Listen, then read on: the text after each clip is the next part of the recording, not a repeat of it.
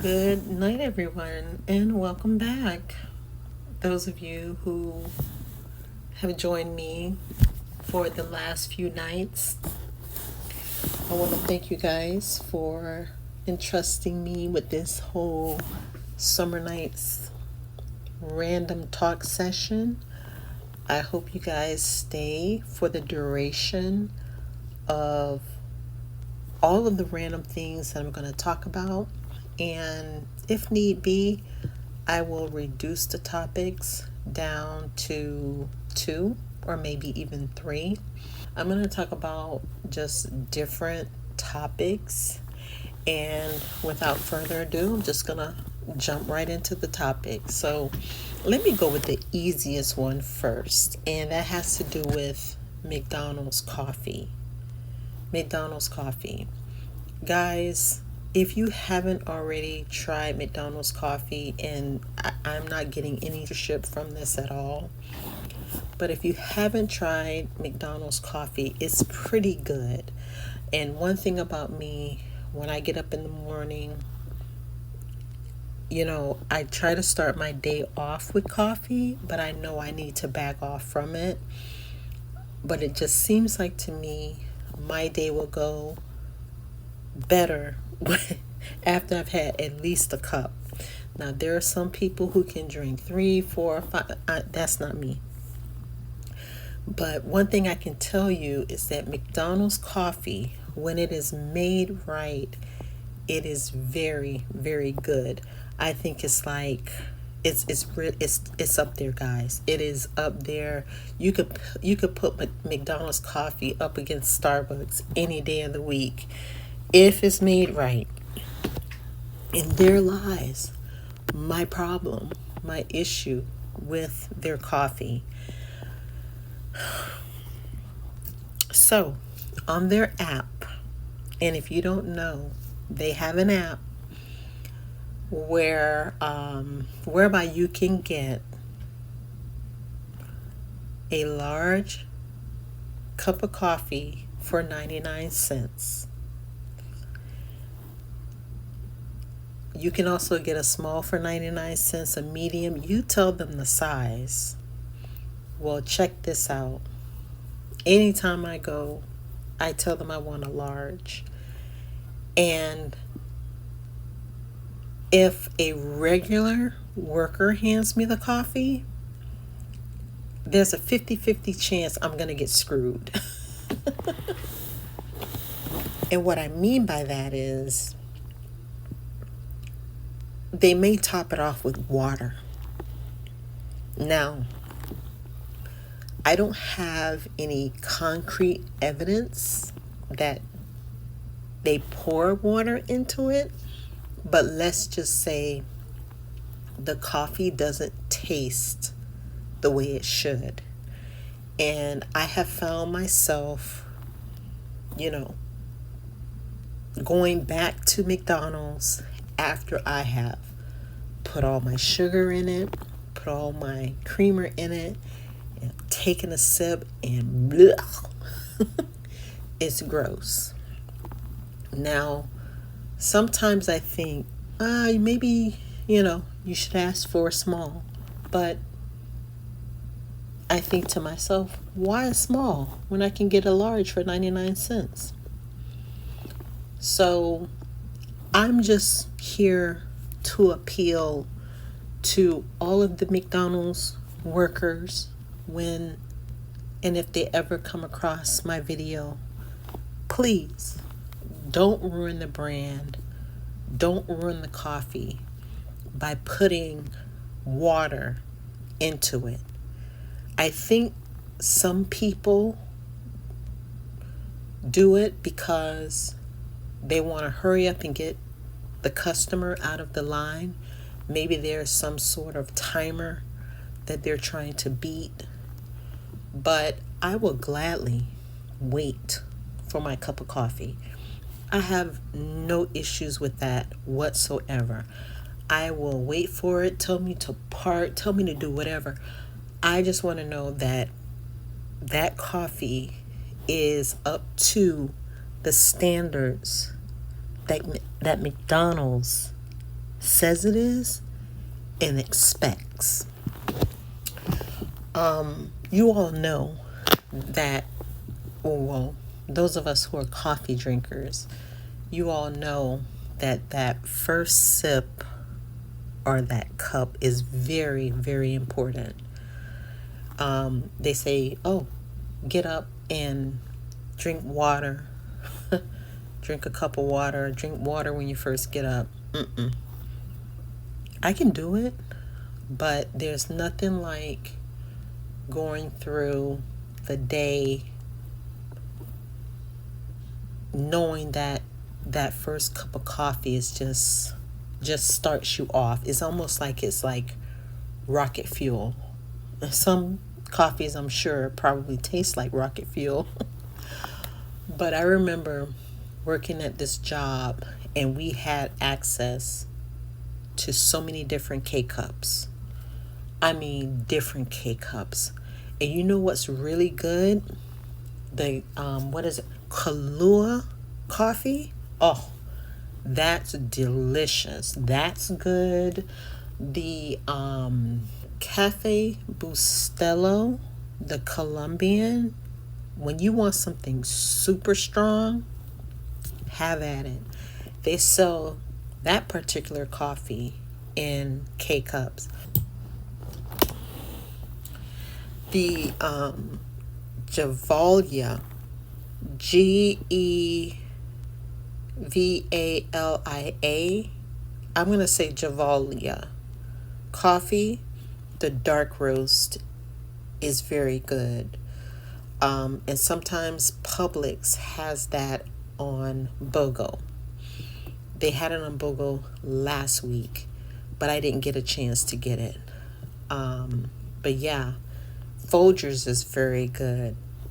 I know I need to stop drinking coffee, and at some point I'll back off of it. But I just wanted to talk about McDonald's coffee and how, to me, I feel like it's a hit or miss whenever I go to McDonald's and get their coffee. And I just want to appeal to the workers to just don't dilute it. Do not. There's a McDonald's in my area. I don't even go to it anymore because I think I went there a few times and got watered down coffee. I would go by there in the morning before getting to work and fix my coffee all up, and be on my merry way and get down the highway and take a sip only to find out it's watery. So there's just some McDonald's I won't even touch because people just don't respect the brand. They don't respect the coffee. And if, like I said, if a worker hands me a cup of coffee from McDonald's, it's like a 50-50 thing. If a manager hands it to me, more like what? An 80% chance. There's a higher chance that the coffee will be okay, So if there are any McDonald's managers that are listening at some point, owners that are listening at some point, stress to your people. Don't water the coffee down. All right? Don't do that because you're gonna cause people to just not come to the restaurant, and I know it's only 99 cents, but still. So that's that with McDonald's coffee. So if you guys haven't already, I'm going to tell you to try it. You might not want to get a large like me, or when you walk in the door, tell them you want a small, or tell them you want a large and you want it freshly brewed. But I don't tell them that. So moving on, guys. Let's talk about the Taylor Casey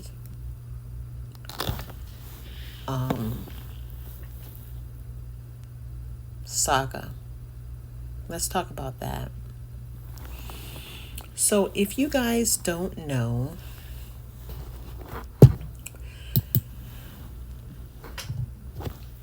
Taylor Casey is an American-born transgender who left the United States and went over to the Bahamas for a yoga retreat. Now, some of you may not know this, or you may know now, that Taylor is a transgender, okay?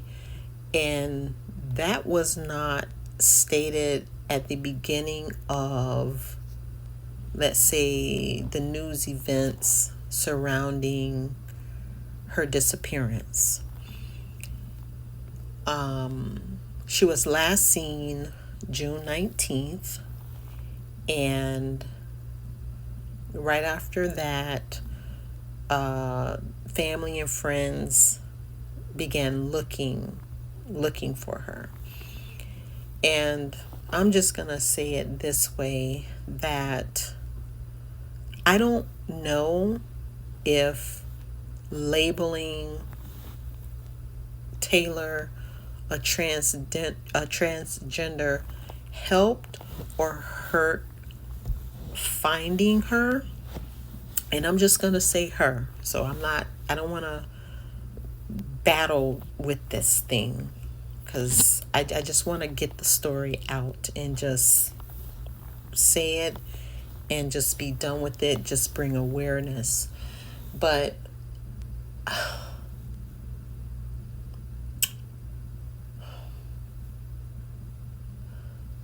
I think people need to really be careful about leaving the US and going to a lot of these tropical islands. A lot of these islands are rooted and grounded in Christian beliefs. They are steadfast and unmovable when it comes to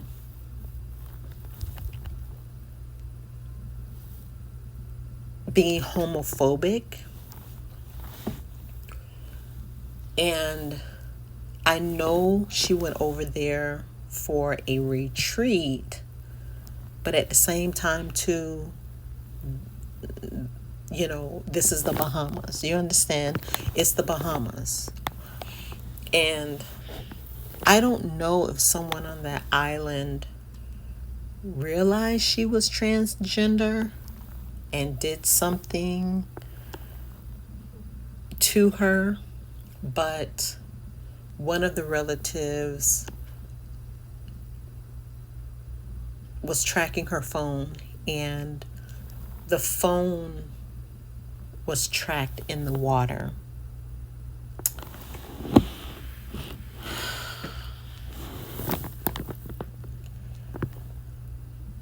I don't mean to sound so slow about this thing, because I'm just trying to step lightly around the subject, because I have my own thoughts and my own feelings about it.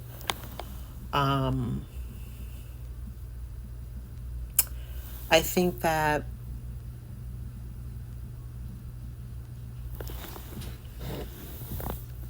in some ways the mother may have thought that she was going to get no help if she identified Taylor as a transgender. That is a very strong possibility.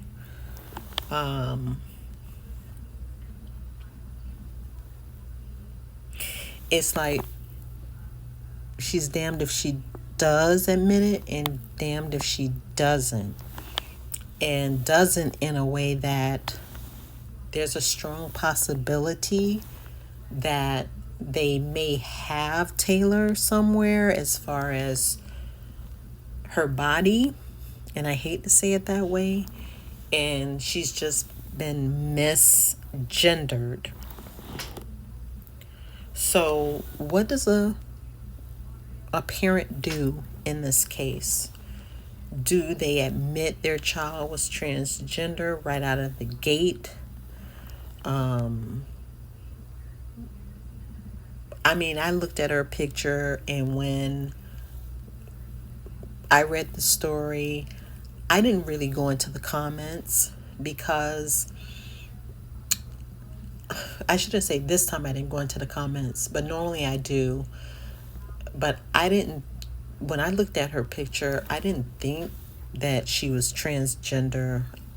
When I looked at the picture, I just saw like a woman. I didn't know she was transgender at all. And it shouldn't have like a bearing on this case or on this situation, because she's still missing, right? We still have a missing American.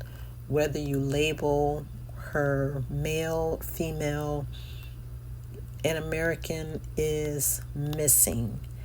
And I'm not sure how the Bahamas really treats gay people, but I do know that being gay in places like Jamaica can definitely get you unalived. I don't know. There's some things going around. People are saying that, there's certain things that you really shouldn't say on YouTube, but I do know that over in Jamaica that they can really cause somebody some severe pain and punishment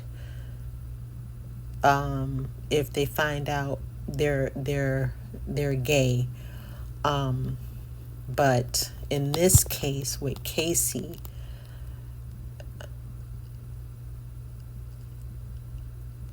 I think right out of the gate, the mother should have revealed it. But at the same time, too, this person is an American. She's an American. She's black. And now I feel like there's a possibility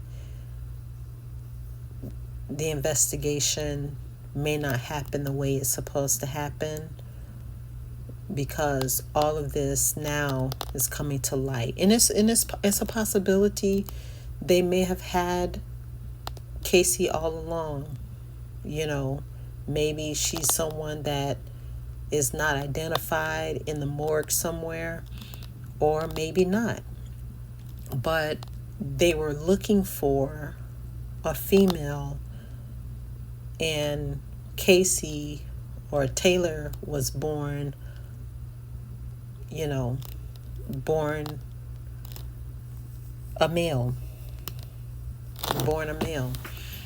And, I know transgenders can really have it hard, because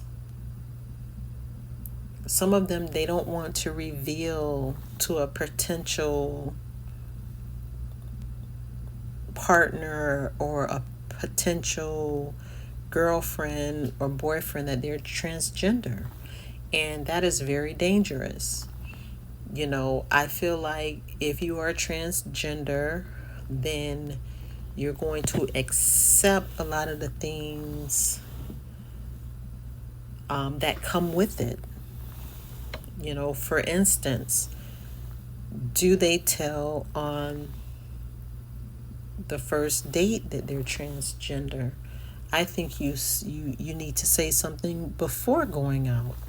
I think it needs to be one of the first things that come out of your mouth, that this is what you are.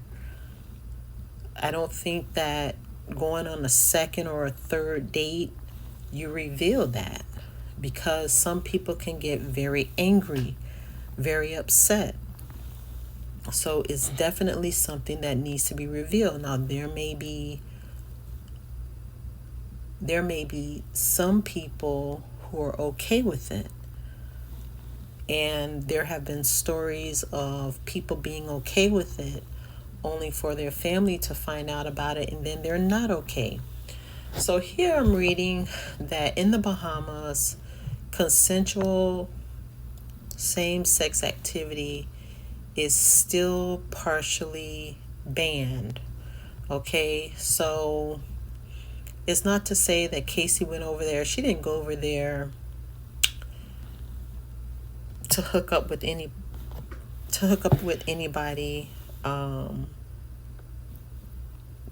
that I know of. From what I understand, she went over there to participate in a yoga retreat. I think my only issue is that this yoga retreat, the people who were over it, they didn't say anything to their guests. They didn't tell their guests that they were missing someone. And Taylor, I guess, was there maybe a couple of days, and then she went missing. Haven't heard a thing from Gwyneth Paltrow unless I missed it. So this is really a sad thing to happen to her, to anyone. And I hope that Taylor is found soon.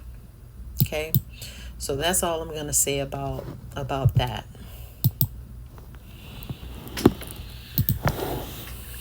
So let's get into something a little bit more lighthearted. And this is a video that I saw on Instagram where this man videotaped his wife of 30 days when she was so upset. And I'm like, why do you guys even do that? Why do you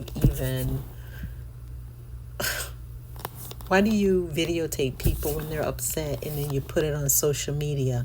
I'm sorry. Let me tell you guys something.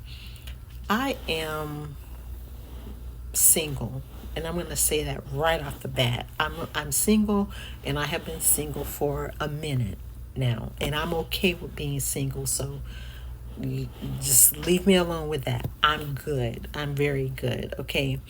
Now, when I start dating again, I do not want anyone who is this social media influencer who has to record everything that we do. I don't want somebody like that. I don't want someone who's going to get mad, take their phone and videotape me when I'm upset. And honey, I can get upset. Let me just put it that way. I've gotten better, but I can, get upset. And I don't want anyone filming me when I'm upset, okay? So this man decided to whip out his phone and videotape his wife of 30 days because his wife was upset about the fact that he didn't have her name on any of his assets, any of his insurance policies. And he was shocked by her reaction. So while she was complaining, while she was fussing, she actually disrespected his mother. And let me tell you, there are some guys that don't play about their mom. You disrespect their mom, some guys will go over the top, okay? And he actually told her, he said, what did you say? What did you say? Disrespect my mom again. I don't know if I'm going to put it on my site, but it's on IG, the video. But I'm going to finish talking about this because I have a question. So she said to him, if something happens to you, what do I do? There's nothing that I can do. You don't have my name on anything.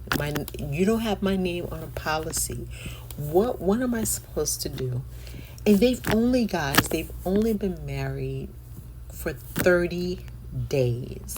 So my question to you is, at what point in this new marriage should he put her name on a policy, on a life insurance policy, on the house, on the car, on anything?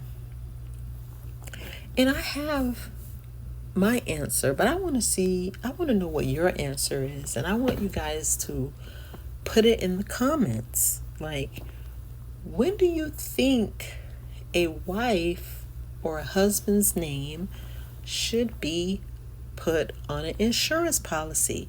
I mean, there's a strong possibility this man might be waiting at least a year to see if the marriage is going to work out.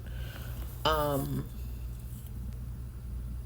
I mean, I kind of side with her a little bit in that if something were to happen to you, your mother, your mother is going to be the one who's going to be completely in charge, because my name's not going to be on anything. So I was sitting here thinking, I said, you know what? Maybe he needs to get a policy, or they both get a policy, and they become each other's beneficiary. Maybe he can, do a small policy enough just to bury him, keep his other policies intact with his mom or whatever. Go ahead and get a new policy for him and his wife, and they're each other's beneficiary, and leave it at that. Now, if she goes further and says, look, it's not just the policy I want my name on. I want my name on the house. I want my name on, everything else. Then, yeah, he may have a problem. He may have an issue. I'm going to tell you guys something. I was one of those foolish people who actually added someone to my policy, not my policy, but to my bank account. I would never do that again. Now, the person did, majority of the money was mine. The person did go into my account, but they didn't, take a lot out. But they did take something out. And I said, you know what? I'll never do that again. I'll never do that again. Because once you put somebody on your account, meaning they are allowed to withdraw money out, then it's their account. It's just as much their account as it is your account. But I think the issue with this woman is they've only been married for 30 days. And she said something very valid. She said, you said when we get married, or if I marry you, you were going to take care of me. And I think they need to sit down and define. They should have sat down before and defined, what does, quote, taking care of me means, and what does it look like?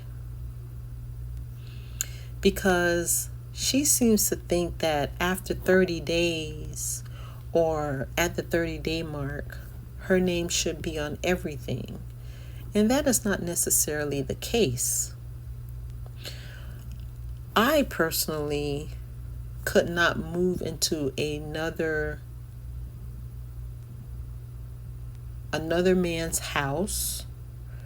We would have to get our own stuff. We would have to start from scratch.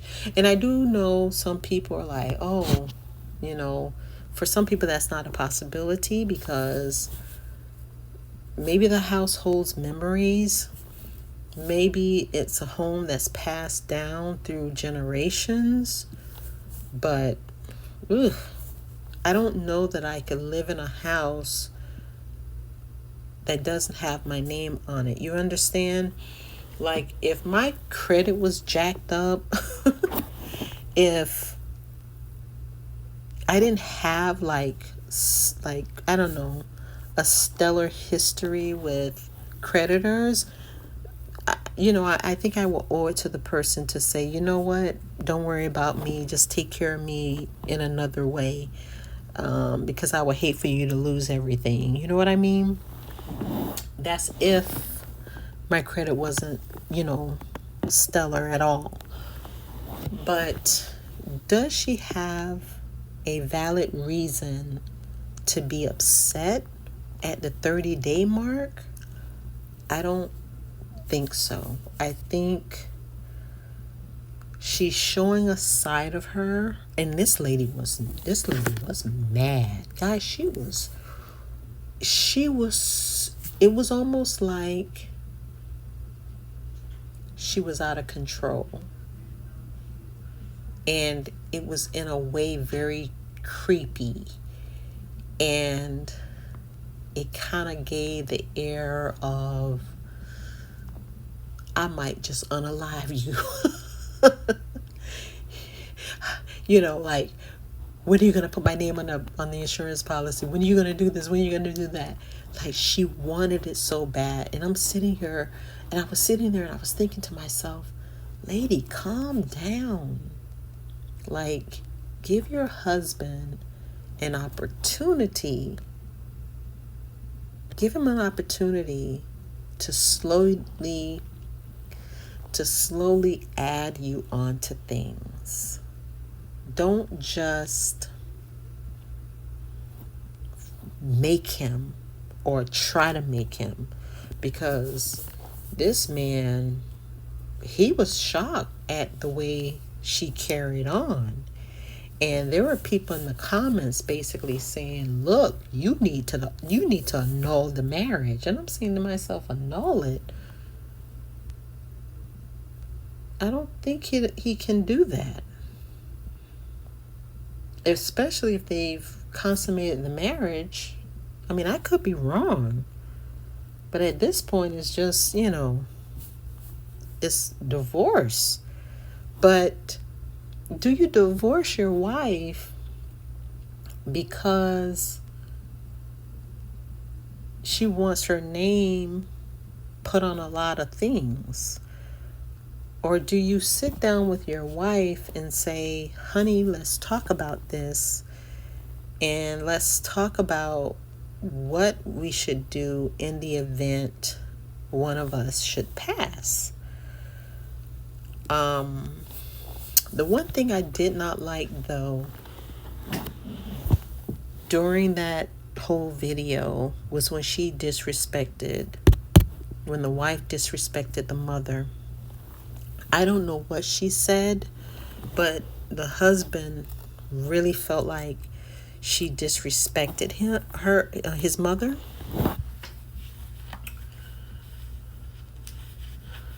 And my thing was, honey, let me tell you, don't ever disrespect a relative on video.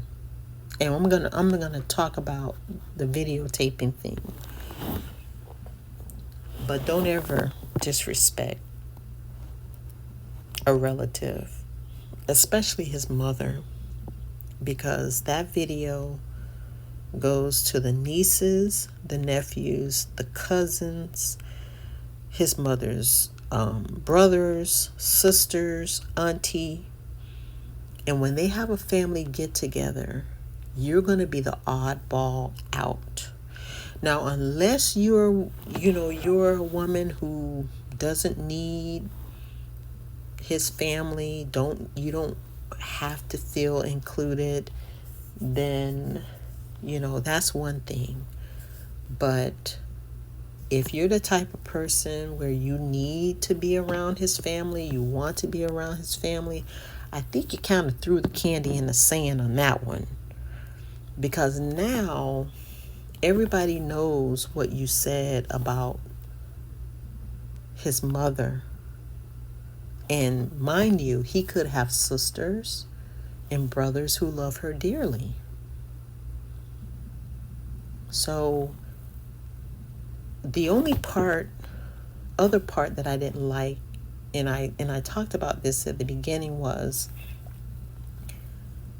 don't videotape your spouse when they're upset and put it on social media. That is such a childish thing to do.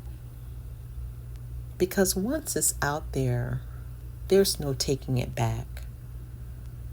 And she could have just been having a bad day. And it doesn't mean you throw your wife away, you throw the marriage away. Really, you guys should have been talking about a prenup. You should have been talking about that early on when you were dating. And if she didn't want a prenup, you could have found some other ways around it, but women and men have to get used to being okay with prenuptial agreements. You have to be okay with them, because I don't think it's fair that someone has worked all of their life and they have accumulated all of these assets, and here you come later in life. I mean, is it fair that you should have a 50-50 portion of something that they work hard for? I don't think so. And I know if I ever, get married again, I will be happy to sign a prenuptial agreement. I have no problem with that. And I'm going to hold up my one finger. I don't have a problem with that, so long as the prenuptial agreement takes care of me in the event of him divorcing me or cheating on me. I'm going to say it just like that. I'm just going to put it out there like that. I will gladly sign it. But if that prenuptial agreement doesn't cover me in the event that my spouse comes up to me and says, I want a divorce, or in the event that I find out my significant other has cheated on me, then it's a no-go. I will stay single for the rest of my days.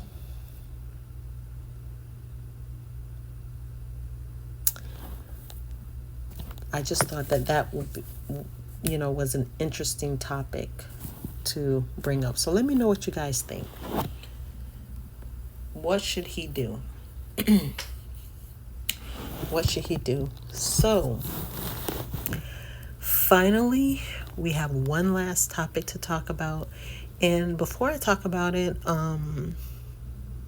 you guys let me know if there are any topics you want me to bring up. And, I'll bring them up. There's going to be some nights I'll be live, and then there'll be some nights I won't be live. So this is a recording. I'm not live, but I may be in the chat. I'm not sure, but let me know if you guys want me to bring up any topics. I'm going to try to keep it at about 4. But if I feel like a topic is going to go long, I may reduce it down to maybe 2 to 3 topics. Okay? So the final topic of the night, and before I get to that, I gotta say this. I'm sorry, guys. If you're still listening, please do me a favor and hit the like button. Also, if you have not already, subscribe to the channel. I need to know that you guys like these random talks, and if you do, I will continue to do them. If you don't, I will stop. I will stop. But let me know that you want more of these, and also let me know if you want what topics you want me to talk about. But again, please hit the like button and definitely hit that subscribe button, okay? Get my watch time hours up. I would say, watch the videos, listen to the videos, and let's move on to the last topic. All right, guys. I'm a talker. I can talk. All right. Church's chicken. Okay. Memphis, Tennessee. There is a woman with purple hair on the run. I don't think as of this, me talking this live, they've caught her. But guys, how many times do we have to hear stories of people getting into arguments with fast food workers only for someone to end up unalive? And that's what happened in Memphis, Tennessee, with this fast food worker, this lady who worked for Church's Chicken. Apparently this customer, and I'm going to say the purple hair lady, we don't know what her name is, but I'm sure by now Memphis police have her name. But the lady with the purple hair went through, I guess, the drive-through, and she got into an argument with one of the Church's Chicken workers and pulled off or whatever. And after this whole argument, the worker went outside to take a breath, and next thing you know, they heard a gunshot, and the car that the alleged purple hair woman was in was speeding off. Now, they don't know if right now they don't know if she unalived her. Okay, so the fast food worker was unalive after she walked out of the restaurant to take a breath. So they don't know if the purple-haired customer unalived her. They don't know. And guys, I'm sorry, I have to say unalive because this is YouTube.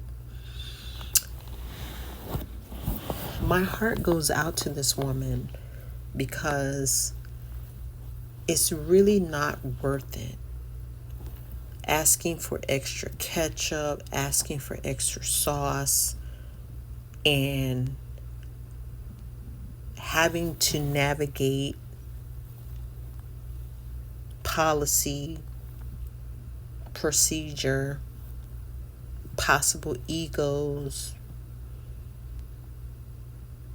It's not worth a life. I don't know exactly what happened at Church's Chicken, but I do know there's a worker whose family is grieving right now. And my thing is, was it worth it? Was it worth your freedom to do this to someone? I mean, when they find you, and if you are the alleged shooter, just think,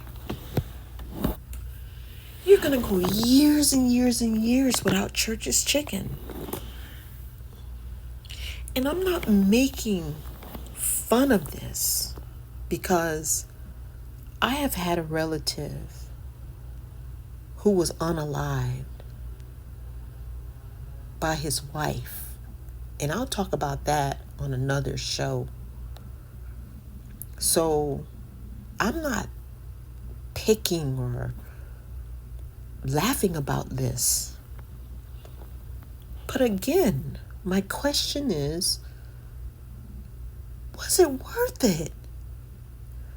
Was it worth your freedom to unalive a person because you had an argument or a disagreement, possibly about food? I remember in Miami, and this is a couple years back, could be maybe 3 to 5 years, I don't remember.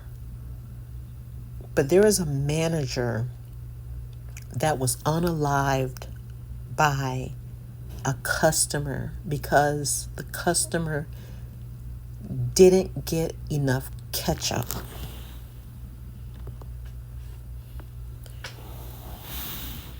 He's in his grave right now over ketchup. There's another young man recently passed, I think yesterday or day before yesterday, unalived at Sonic. Like, honestly, guys, what is wrong with people?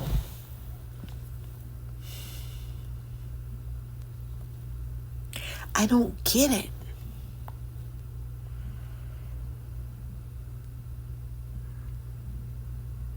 I don't get it. Why must you resort to deadly force because you don't have enough chicken nugget sauce? Your food, you feel, was not made correctly. Your food is cold. You didn't like someone's attitude. You didn't have enough ice in your drink. You got the wrong order. You didn't get all of your change back. I can go on and on and on and on about the silliness, the stupidity, the total disregard for your life and the life of others because you feel like you didn't get respected or your respect from a fast food joint.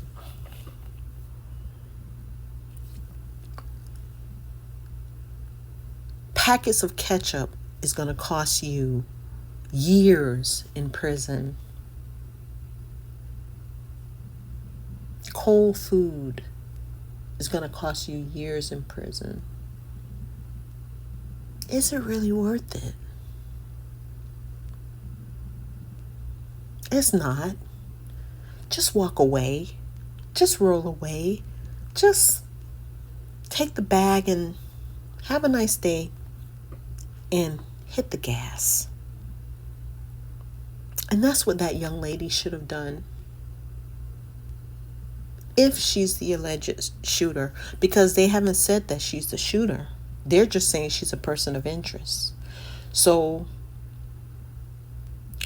I'm assuming when they catch up with her, they are going to do some sort of test on her hands to see if they can find gunpowder residue.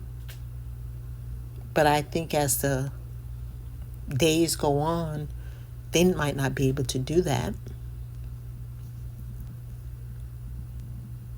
She probably tossed the gun if she, again, is the alleged shooter.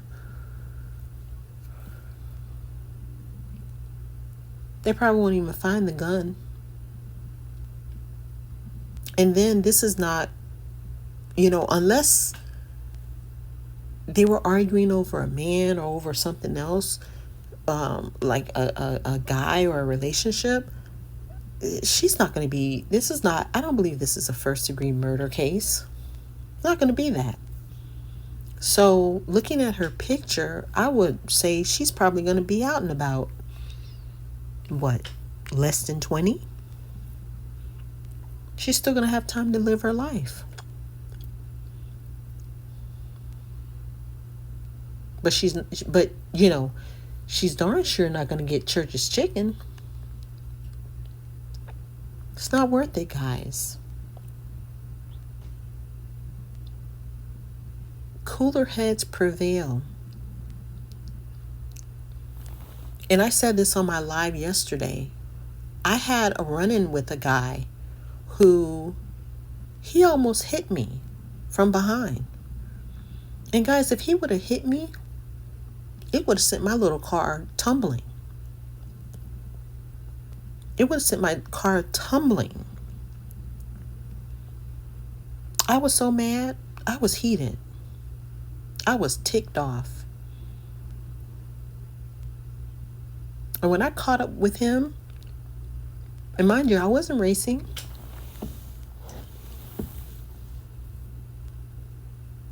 I said to him, "Do you know you almost hit me?" That man told me he didn't give a F.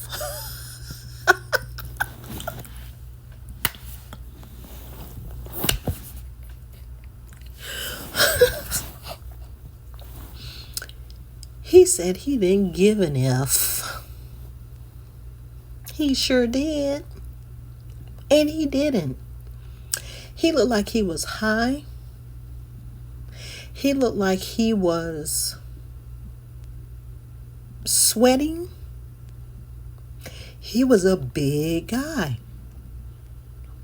And there was no way I could take him on.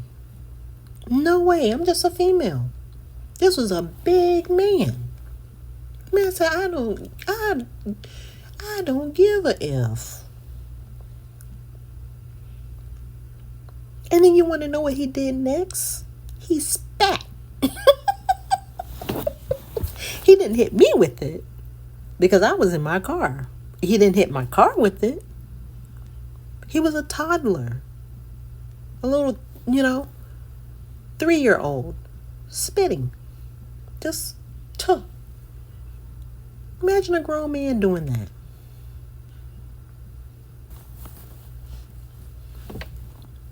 So yeah, I hurled off the B word. But again, it wasn't my finest hour, and it wasn't his either. But it just goes to show you the temperament of people. People are unhinged. I apologize, guys. Somebody's riding a motorcycle down the road. But people are unhinged. They don't care. And that's why you have to care. You have to stay grounded. And trust me, I'm preaching to myself. Because I could have just let my window stay up. But I politely rolled that window right on down. Looked over at him while his window was down and said, "Do you know you almost hit me?"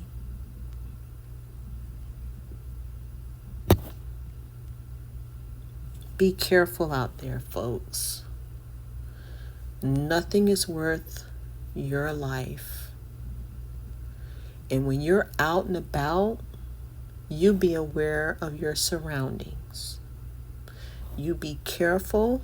When you're sitting in your car or you're getting out of your car, you scan the parking lot, you scan places, and just go about your business quickly. Get in and get out. Because there's something in the air. And people they don't care anymore. They don't care. They don't have manners. There's no more thank you. You're welcome. Excuse me. I get it all day long when I'm in the store. when I'm in the grocery store, wherever I am, people will just cut in front of me, hit me with their pocketbooks, hit me with their hips. I had one man to brush past me with his hand brushed on my butt. People don't care, and they want to get that rise out of you. They want to get that rise out of you. But don't fall victim to it. Just don't. Even if you are a Second Amendment carrier, don't do it. I am. But I know that my attitude has to remain in check. Because, yeah, can I exercise deadly force if threatened? Absolutely. I'm in a stand your ground state. But you better believe when and if I have to stand my ground, my ducks have better be in a row. And I can't fire off anything at anyone running away. Which is, I think is crazy, but we'll talk about that another day. But just be careful, guys. So I appreciate you all. If you're still listening, oh, you're an ace. You're just an ace. You're a beautiful soul. And thank you so much. If you are still listening, I appreciate you 1,000%. You have absolutely no idea.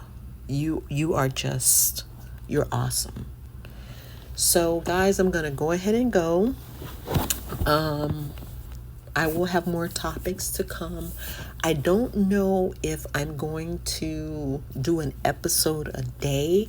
I may skip, and depending on how these lives go or these random talks go, I will do more. I will do more topics. I love to talk, as you guys know. I've been talking for an hour. But I am going to go because we have some knucklehead that is riding up and down the road on a motorcycle, and apparently it must be a new motorcycle or someone new in the neighborhood, because I haven't heard them riding up and down the street in probably, I want to say, about 8 months now. Could be a year. So there's somebody here that's definitely new, or they have a new motorcycle. But again, do me a favor. Please please subscribe and watch the videos.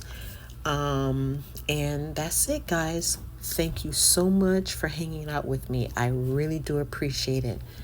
Have a wonderful night or a wonderful day.